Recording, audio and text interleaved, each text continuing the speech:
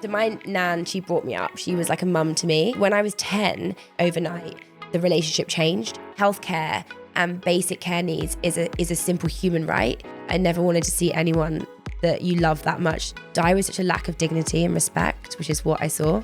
I had this idea always in my head around this company that was based around what I'd experienced with my grandma, me and my ex-co-founder. He'd brought in a number of investors who were his mates. Things got so bad, like to the point that I was basically bullied out of the business. I'd read some of the nastiest things I think I've ever read. And I read these prior to going on a webinar, presenting to these exact same shareholders. During this time, my face was in every single tube stop, all the way up those escalators, every single bus stop, because I'd been recognized in the United Nations as a woman that you can't ignore.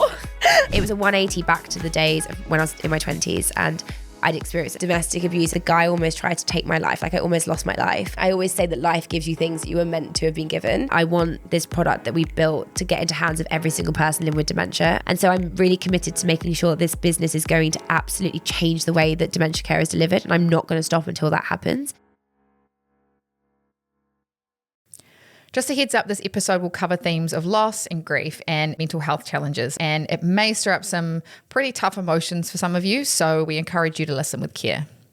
Before we dive into today's episode, we would like to just take a brief moment of your time to let you know about a little podcast we've done with Lexus. We all know what buy now, pay later is, right? You might not need a dress, you buy it, you get the dress, you pay it off later. That's not the most amazing way to use your money or to buy things. However, sometimes when it comes to, say, buying a new car, you might not have the full amount to pay straight away. And that's why car financing for some people could actually be a really amazing option. In this episode that we've recorded with Lexus, not the one that you're about to listen to, but you can find the link in the podcast show notes. We explain exactly how car financing works so that you can understand how you're paying interest off over time. Right now, Lexus has a deal that is 1.9% interest, which is incredibly low. If you are thinking, gosh, I would love a new car, but I don't think I could put all the money down at once, watch this episode. You can follow the link in the podcast show notes and we'll explain exactly how the deal works. Back to today's episode. When I was researching for this interview, I must say, and same with the rest of the team, I got a bit emotional. I was like, holy shit. For anyone that doesn't know about your career and where you've been, you did a master's in healthcare, right, at Imperial College. Yeah. You were involved in cancer research. You then founded a tech company, had a really successful business, and now are one of 8 female CEOs of companies that are listed on the NASDAQ. Like, that is holy shit. Can you give us a bit of insight into like what was the thread that took you through health research into tech business? Like there's obviously an emotional connection with the way that you've navigated your career. What was that? So always wanted to be in healthcare since I was like very, very little. I think I always wanted to be a doctor for sure. My parents used to call me Dr. Toe. Don't know why. I used to just try to like solve their problems all the time. So every time there was something wrong with them, I'd like try to bandage it up or say it's going to be okay. Like I'll do this. And to be fair, my daughter does that now. Really, it's really weird. My daughter does the exact same I used to when I was little. She's like, "Mummy, it's okay. I'll get you a bandage. Mummy, I'll get you a plaster. Mummy, you need to sit down." And No I used to do. way. Yeah, it's very like she wants to kind of, and then she'll try to listen to my heart. So anyway, so I always wanted to be in healthcare, but where my life took me was. I obviously got into uni King's to do my undergrad in anatomy, human developmental biology.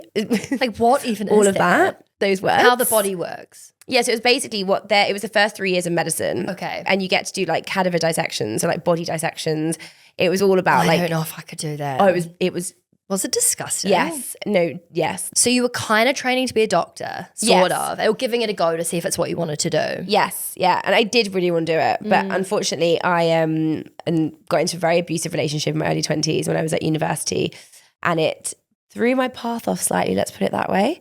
And that's absolutely fine because I think it's like full circle. I'm now doing everything that I was meant to be doing. I always say that life gives you things that you were meant to have been given. And so maybe it wasn't for me. Maybe it was meant for like different, bigger things. And that's absolutely fine.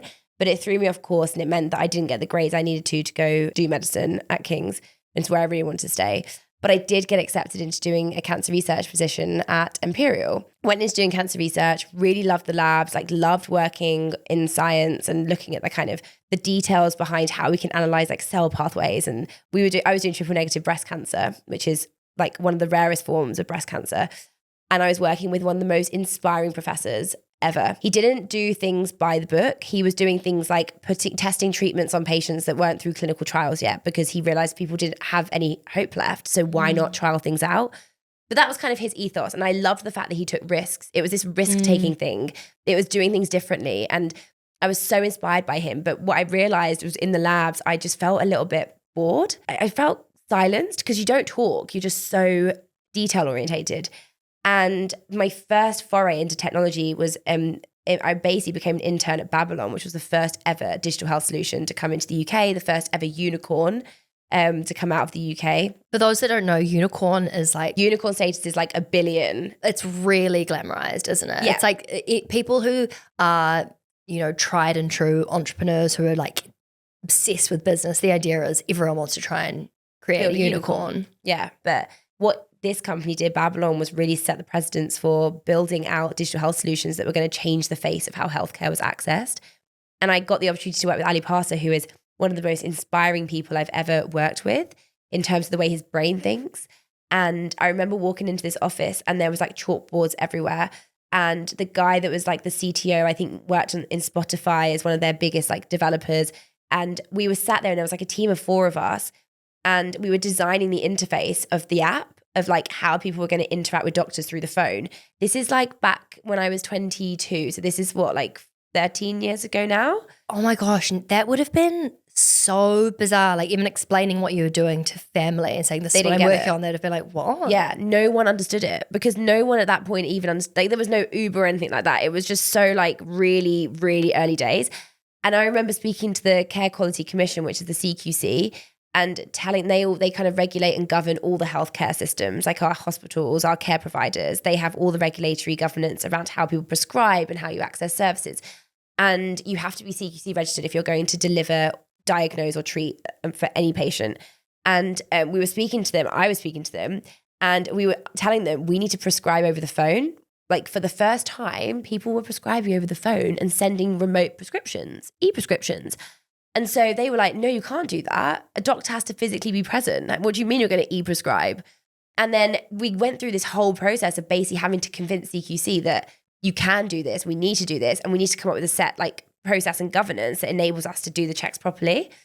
And that was the first ever time it happened. And now look at society. You can understand why at the time they'd be like, no, someone needs to be there. Because people would think, oh, well, they could just take it and give it to someone else. Or, if you haven't seen the path end to end or you don't know how to regulate it, that would seem like, no, the answer is no. Exactly. But in any startup, the answer will be no, but you have to find a way to get the yes. Yeah. So being a part of a small team so early, I imagine was quite informative in terms of how you then went on to think about business and showing up in a work environment where roadblocks are opportunities to find a way around. Yeah. And is that the main guy at the business that was sort of leading that way of thinking? Yeah, so Ali Parsa was the CEO of Babylon, and he's quite renowned for who he is and what he's achieved and what he's done. And I have huge respect for him. And I think he's inspired me to be on the journey that I am. And I met him recently again, and I sat down with him and he was like telling everyone like, this is my first ever, I hired her as an intern and now look at her.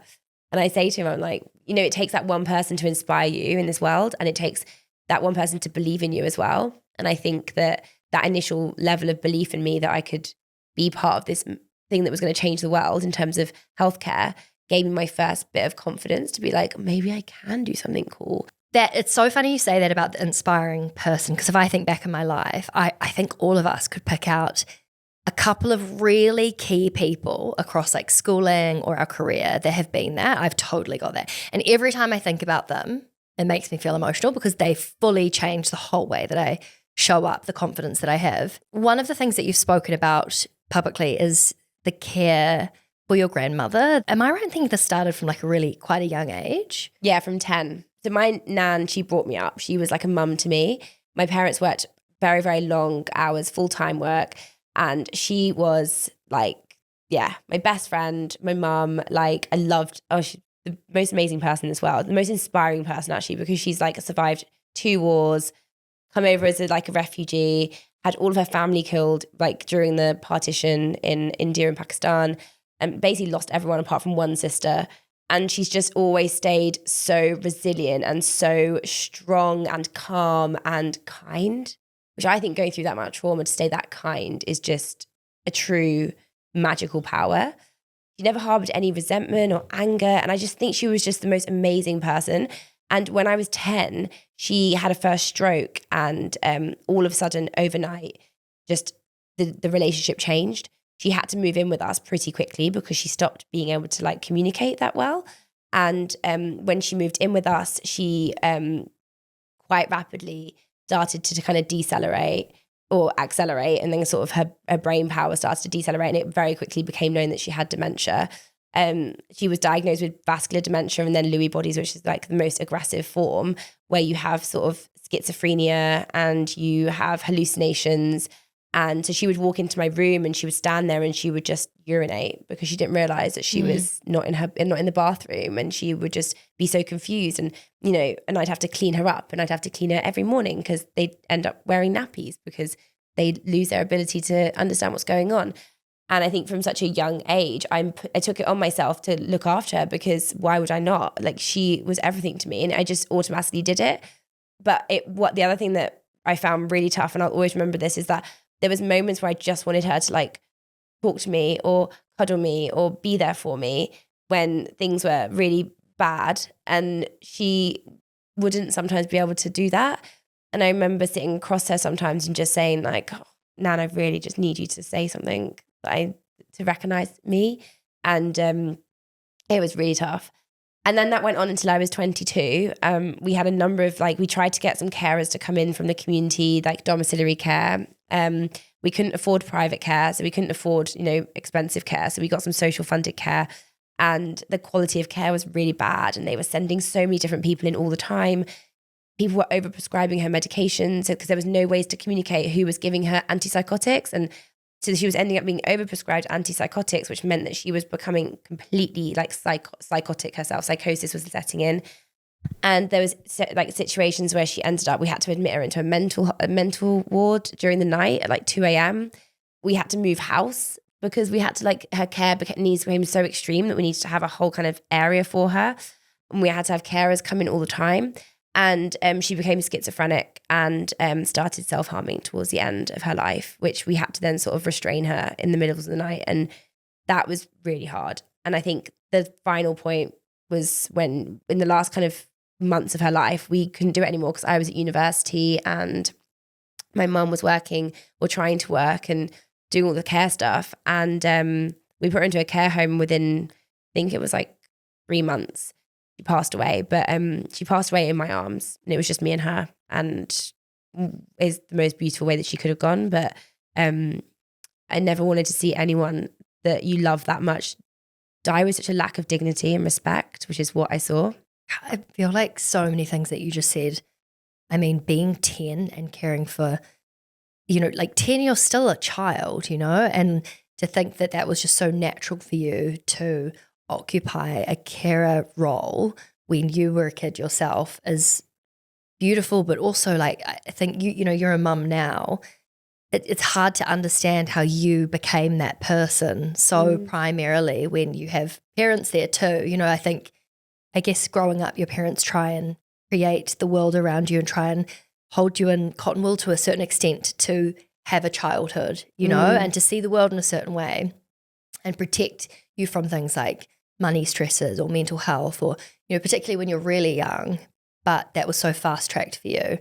I think that changes you in ways that no one else would ever understand, having not gone through that. I guess looking back, has that been almost such an imprint on you emotionally that it's enough to spend your whole career wanting to improve the lives for families, for patients? Is that sort of where your drive for healthcare has come from? Yeah, it's 100% my why. It's the reason I get up in the morning. It's why I have managed to persevere and have resilience through some of the hardest things I've experienced, because I always remember her and I think back to her and I think back to what she experienced and what I witnessed, and I will never allow any other person or family member to experience what we went through, and the lack of dignity that she had when she was passing away, the lack of care, the lack of quality of life. People of that age group have given so much to society. My nan survived wars, like I said at the beginning, and came here and set up a life for all of us. And we do this to every single older person. We don't give them the dignity they deserve when they've been the pillar of our society. They've been the heartbeat of our society. And we just go and turn our backs on them and say, actually, it's okay because it's just old age. It's not. There are so many things that we should be doing to support them, and we're not. And it's so ingrained in me because I think just seeing her suffering is always just there in the front of my mind. I can never get that image out of my head. And so for that reason, it's just my reason why now. It's like why I get up and do things that I do. And it's why I started my first business when I was 26. It's why I'm doing this now with dementia care. But my passion has always been around helping people and like making sure that care is delivered effectively, efficiently, and every person has the access to it. Like it shouldn't be a thing that you can afford because you have money. Healthcare and basic care needs is a simple human right. And if we don't change that in our societies, we will continue to see epidemic levels of poor health equity, which is just not sustainable. It's also, it should never have been you that had to step in and do that. Like, yes, of course, to a certain extent, you know, she's your nan, you love her, you of course want to care for her, but there's a difference between showing up in an emotional, supportive way where you're bringing joy to her life and yes, helping with things like meds every now and again, but it shouldn't have been on you to be so responsible for such a huge, like that's a huge, I can't even really imagine like even being my age and trying to find the emotional resilience to care for someone I love that much and see them go through that. I had a really like beautiful relationship with my granddad. He's like my favorite person. He lived to be like 104. Wow. And right up until he died, he had like a sparkle in his eye. He was so easy to make laugh. And I think the amount of like love and care that I had for him, he was so lucky that he had us, and my dad would go and tuck him in every night. He stayed living by himself until 104. Wow. Because it was so important to my dad for him to have dignity and independence because he'd given him so much. And I just think, you know, we're really lucky to be in a family where we could have done that. And same for you. You were able to care for your nan. But there's a lot of people that aren't. What happens to them, you know? Like it's quite terrifying. You just mentioned the business that you founded when you were 26. Can we talk about what it was, how you came, like how the idea came to be, how the business was founded and funded? Yeah, I'd love to hear how the whole thing started. Yeah, so I co-founded this business, Vida, when I was 26. It came out of a guy called Don Perks had sort of spoken to me about building entrepreneurs in residence into their investment company. And what that meant was they brought in people who were, they believed to be talented to build businesses. And it was kind of a thing back in 2015 when at the precipice of like, you know, the startup space was really becoming big in London. And this guy, Don Perks, basically like saw something in me, which is amazing. How did you meet him? He'd had somebody that was kind of scouting for him. And her name was Rachel. And she basically had contacted me on LinkedIn. I think she'd seen me because I'd worked at Babylon and I'd worked at another company called Medifer. And I did cancer research. So I was a bit of like this healthcare side of things that they were trying to bring these expertise into like, you know, building technology companies. And so she made me this appointment to meet with him, and he'd created this amazing syndicate of investors that wanted to invest in brilliant ideas. And when I met him, he was like, he's painted this amazing, big, bold dream that he was creating. I was like, this is going to be so cool. Like, I was like, this is amazing. Like, what is this? And then as I joined it, I had this idea always in my head around this company that was based around what I'd experienced with my grandma, my nanny. And essentially it was sort of supporting how we communicated with carers in a way that supported family members and carers from the community that were coming into the house.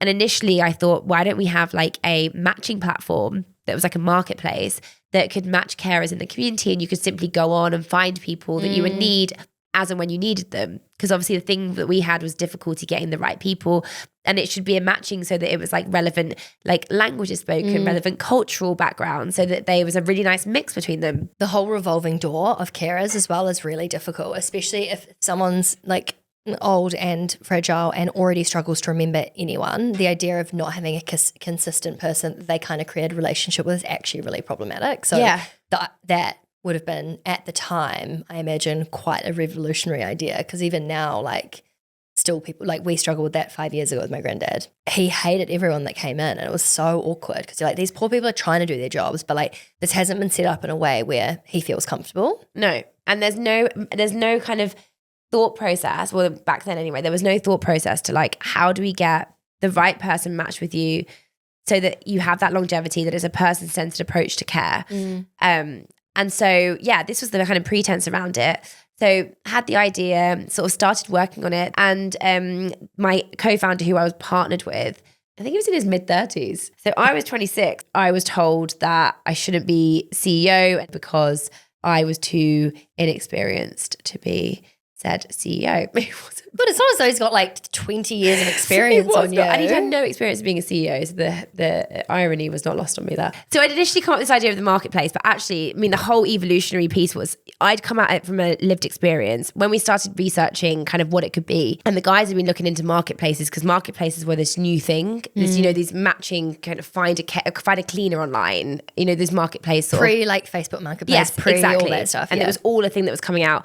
And then we started building the technology platform that essentially enabled us to power this domiciliary care agency through a logistics platform, machine learning. And within the first year, we did £2.1 million in revenue, mad. And we won contracts from 7 local authorities, like hundreds and hundreds of thousands of hours of care we were delivering. We had like thousands of carers on our platform, and we became like the most well-known brand for... That is so amazing. Yeah, I don't know, honestly. There's like very few businesses that even make a profit ever, let alone that much in their first year. Yeah, we were smashing it. And the reason why, I literally was out with I can't tell you, I basically met every single family. I pushed myself to the limit that I made sure that every single family that we brought on that we were delivering care for, I knew them. And the reason why that was so important was that I would come back to the care team and I would say to them, this person needs this type of carer. This person needs to be looked after in this way. This person I think needs to have some extra care needs.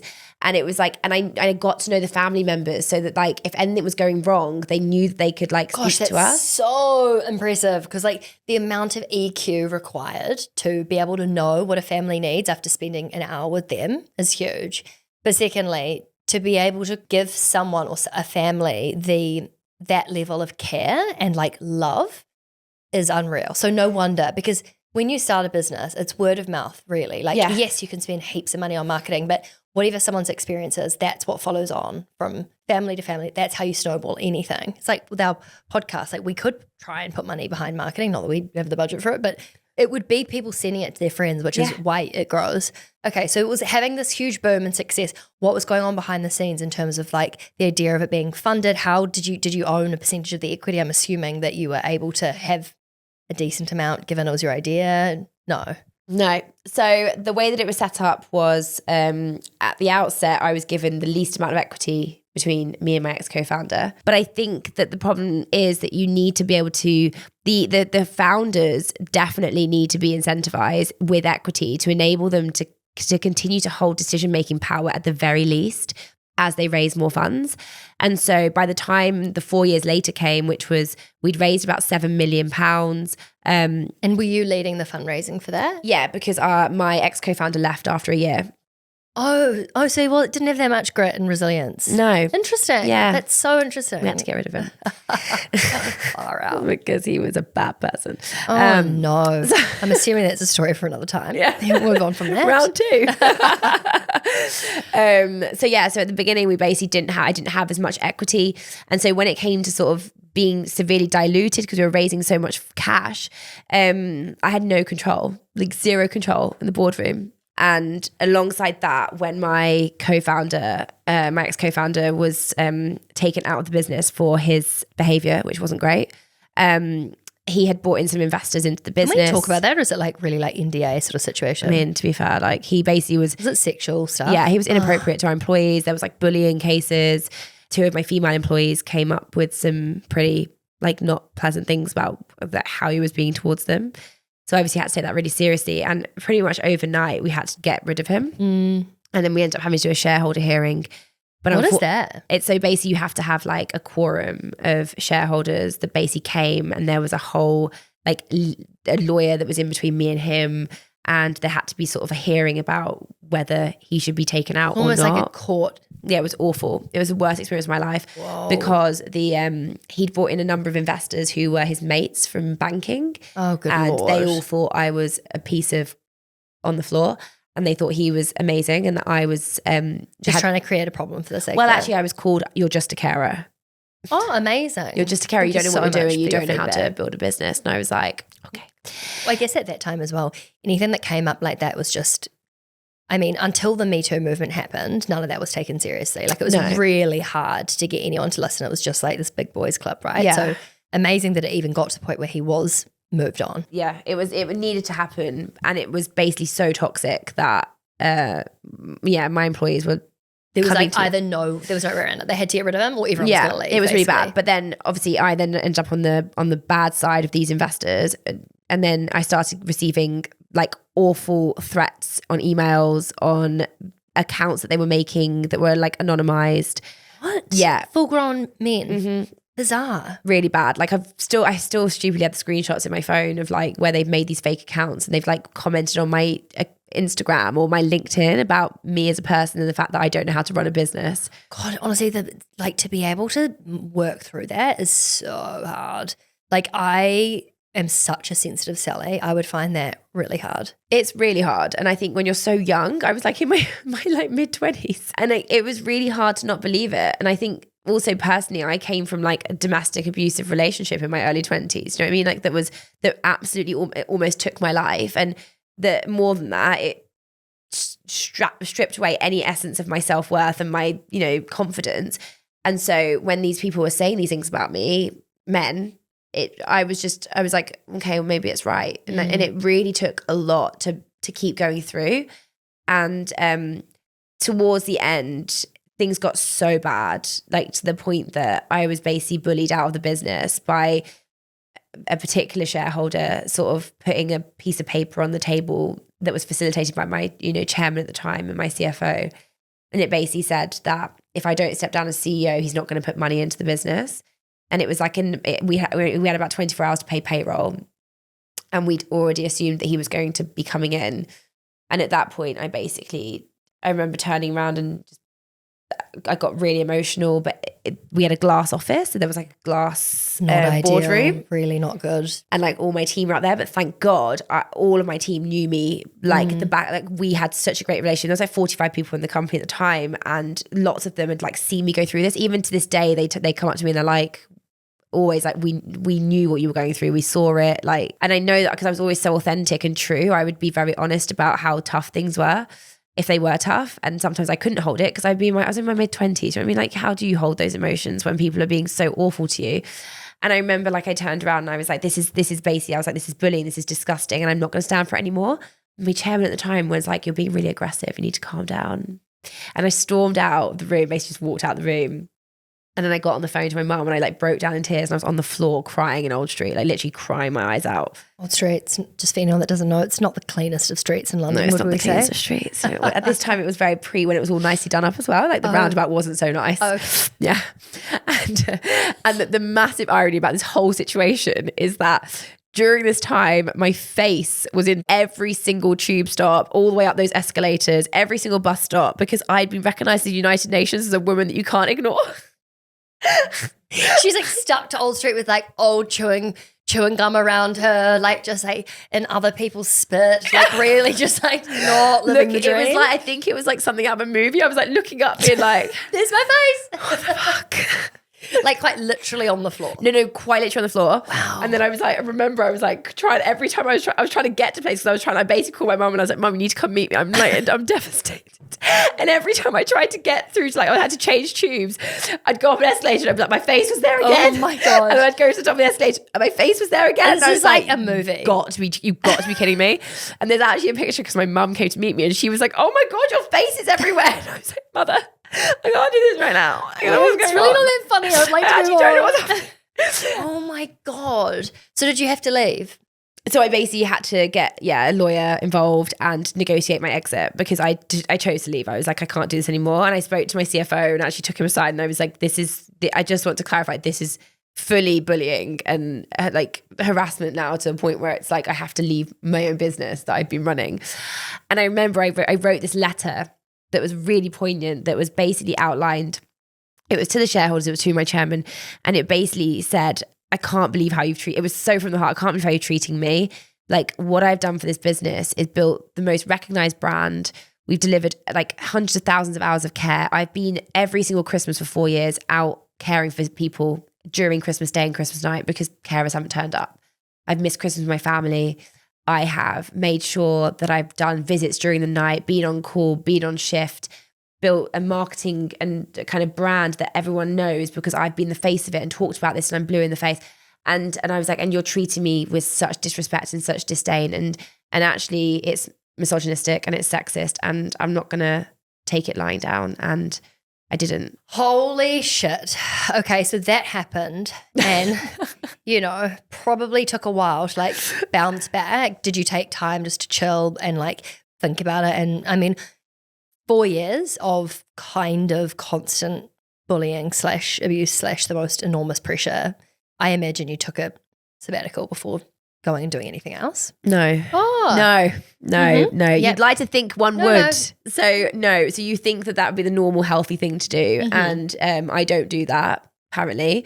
What I did do was stay in my bed for 5 days, refuse to leave. I don't think I even brushed my teeth. I think I actually and I think I drank copious amounts of bottles of wine, which I don't recommend.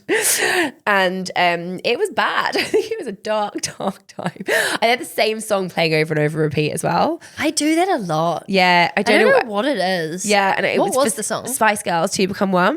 It's like that's also about sex. Like, and I don't know why. To this day, I can't tell sad. you. It is quite a sad song. Yeah, but like, there's a real like undertone of like, yeah, I know exactly what you mean. There's a real sadness to it. It just fitted. Okay. Yeah, so we did that. And then it's quite iconic. Bottles of wine in bed with that, like playing on repeat. Quite good. And then my best friend was like, you need to stop. You need to stop now. We need to get you out. Come on, let's go. And she booked me a flight to Ibiza. And I was like, I'm not going. And then she turned up to my front door with an Uber and she grabbed my passport and basically was like, got me in the car. And I was wearing my pajamas pretty much. And we arrived in Ibiza. Actually no word of lie. We arrived in Ibiza and I'd just broken up. We'd just basically left my business and broken up with my third abusive relationship because the cycle just kept cycling. And then was like, right, this is we're in a dire straits. This is bad. We're bad. This is not great. And I was 29 and I was like, is life gonna get better? Got to Ibiza and basically within 24 hours then met the love of my life, my now husband. No. I'm not even joking. Must book a flight to Ibiza. Must book a flight to Ibiza. Wow. Immediately. And I think the moral of this story is it was almost like every door had like closed and I was just at the lowest point. And I don't think I could not have gone any further down. Like it was that bad. Yeah. I hadn't changed my underwear for 5 days. It was really bad. You were on a plane with the same underwear for 5 days. Yeah. Wow. Yeah. I'm so impressed that you met the love of your life. Yeah, I know everyone with smelly is. Underwear. Everyone is. People can't quite believe it because I was a head case. Yeah, wow. There was concerns. And within 24 hours, I met this man who's now love of my life, father of my child, married.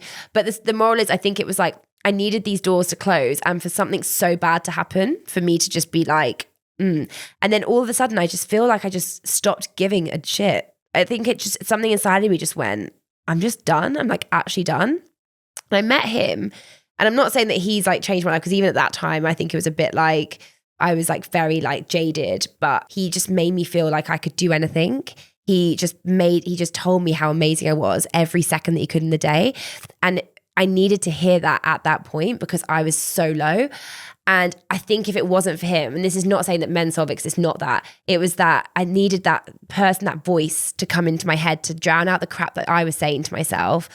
And through him saying that, all I've seen from that moment onwards is like my life has just gone up and I needed that.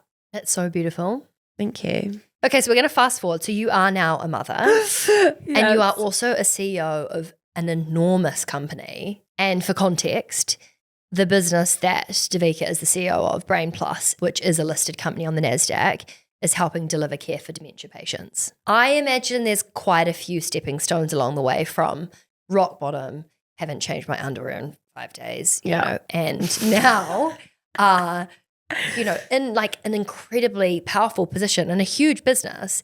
How have you evolved as a leader, as a person who is showing up to lead a giant, not only team of people, but also investors. Where were you as a leader, maybe pre-underwear moment to where you are now? And has being a mum influenced that? Or would you say it's predominantly been your sort of career path that has, because I guess the reason I'm asking this question is we see so many stats around there being more marks who lead companies in the S&P 500 than there are women, you know, like, how have you evolved as a leader to be in this role, and what kind of like learnings have you had along the way? So I think the biggest learning that I had was backing myself, like learning to truly back who I am, what I say, and what I believe. I think that a lot of my 20s and in my roles, I didn't really, because of the lack of confidence, lack of self-worth, I didn't really own my narrative or my story. I think that I would come into conversations and say things, and that you could always hear that there was an element of like disbelief, and I wasn't really like going in with conviction. And that's the easiest way for people to attack and bring you down. If they see that there's a weakness, they will play on that. If people are not, it's even small things like I think. Yes, it's the language that you use that is coming from a place of I'm not 100% sure. Yeah. Which is so, I'm exactly the same. You know in your gut what the right thing to do is, but the way you communicate it, and also I guess just to actually have the confidence to just back whatever that decision is, and knowing that if it's the wrong one, you can figure it out anyway. Yeah. And I think it's the courage of your convictions, using your gut instinct and learning to know that you're really good at what you do and like you have a superpower. My superpower has become my resilience and my ability to come through challenges and keep going. It's almost like I always use the domestic abuse as like an example, because when I went through that, it was like the guy almost tried to take my life. Like I almost lost my life, and I had to fight my way through basically a night when he almost tried to take my life. And at that time, I would say that like that was my biggest weakness, and I used to carry a victim around, and I felt shame and guilt. And now I reposition it as like, if I survived that, I'm so powerful. And that power has like kept me going. And I am so capable, and more capable than I ever thought. Is it trial and error? Like, has it been just learning over time, I'm actually really good at this, and I've proven to myself time and time again. So rather than sitting in a place of, I think, I just know now. It's been a lot of trial and error, and it's been a lot of like overcoming some really, really, really hard times since becoming a mum, which was only 2.5 years ago, and obviously taking on a leadership role at in a public company, and realizing how to navigate being a young mum and a CEO when I think there's only 8 female CEOs on the NASDAQ stock exchange out of like 600 men.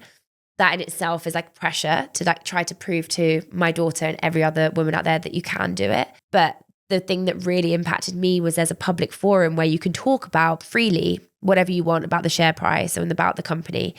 And it's all anonymously done. But I went on it because I was trying to understand what the sentiment of the investors were prior to doing a webinar.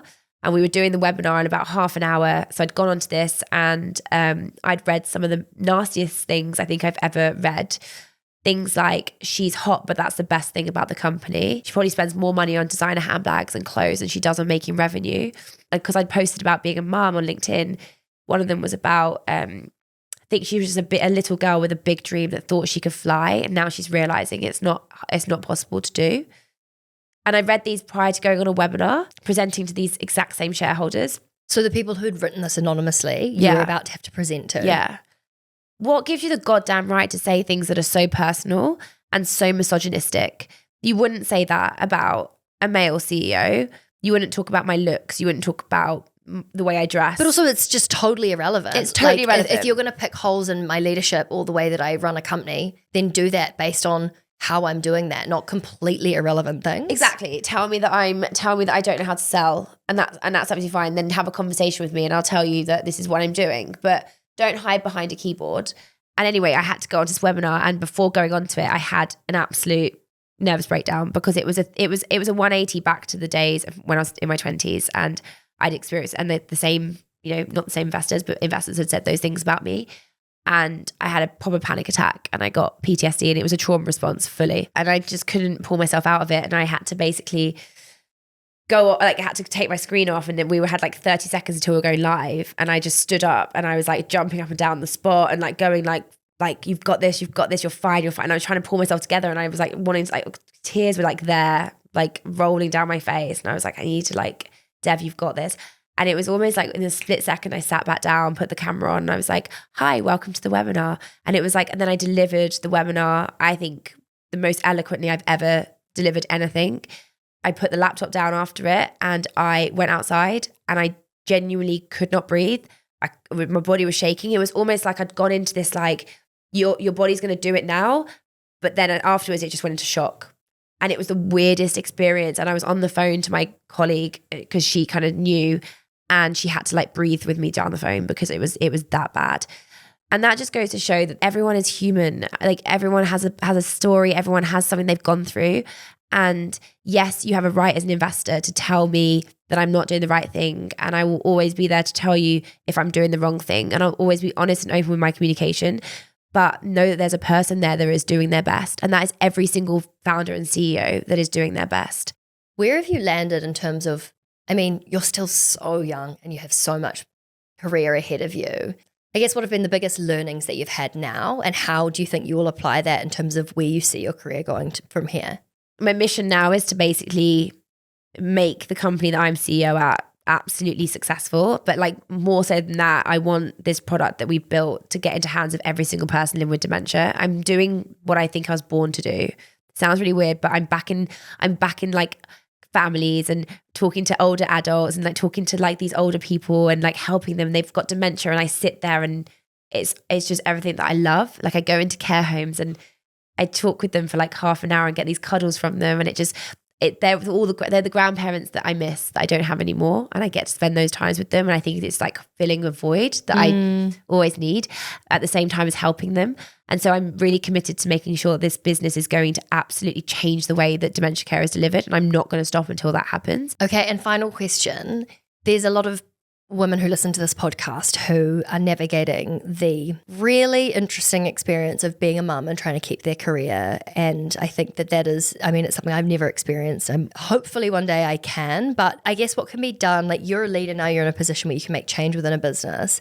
What can be done to better help support mums be both? Or is there anything maybe that you might want to say to mums that are trying to sort of survive both within a system that wasn't built to support that dynamic? It's like the hardest thing in the world. And I genuinely have my hats off to every single mum that is just getting up and waking up or not waking up from, they've had sleepless nights and their child's been awake all night, and they have to sit on a board meeting at 7:00 and they have to look like they've got their shit together, and they don't, and they can't remember stuff, and they've got a million one things in their head, and they're sick and they're tired, and they miss their babies. Because actually, at the end of the day, like, we're going back to work so early, not as early as in the US, but we're going back to work so early. And my friend said to me the other day, she was like, I remember you said something when you went back to work. You were like, I've just got to grips with being her mum. And this is when Alba was like 7 months old.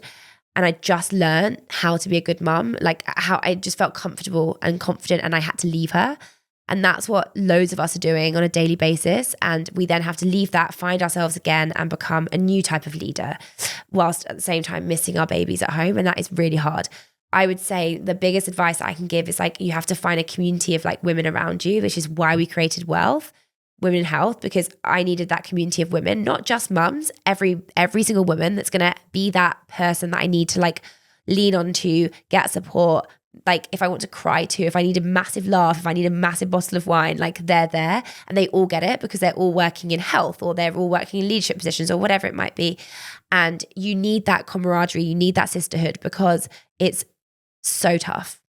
And we need to be there for each other, because who else will be? Oh my God. I feel like I could sit here and talk to you for honestly hours, and I'm just so aware that we've already taken a lot of your very precious time. But thank you so much for sharing your story and everything you've learned. And for anyone that wants to follow your journey and the things that you're working on, where are all the platforms that they can do that? So Devika Wood on LinkedIn. I've not changed my married name, you know. Do you think you will? No. And then isla-care.com for Brain Plus, which is our dementia care platform. And then Women in Health on LinkedIn as well. Thank you so much. Thank you. We It's definitely amazing. need to do a part 2 at some stage. Yes, please. Thank you so much. Thank you. Thank you so much for listening to Raising the Curve. These conversations are designed to teach you everything you need to know to be better with your money, from saving to investing to talking with your friends about your salaries, all of that stuff. And if you like what you heard, we would love if you could please hit subscribe wherever you're listening and leave a comment. Let us know what you thought about the episode. And it only takes 1 second and it would really make our week, our month, our year. Yeah. So please do it. Okay. Love you. Bye. Okay, quickly. The Curve was created to empower and educate you about investing, but we are not financial advisors. Our platform exists for educational purposes only, and it doesn't provide personalized investing advice for your individual needs and should not be relied upon to make an investment or financial decision. And always remember to do your own research before making any investment or financial decision. We're here for any knowledge and support you need, but the final call is always yours. And thanks for being here. You got this. Yeah, we know you got this.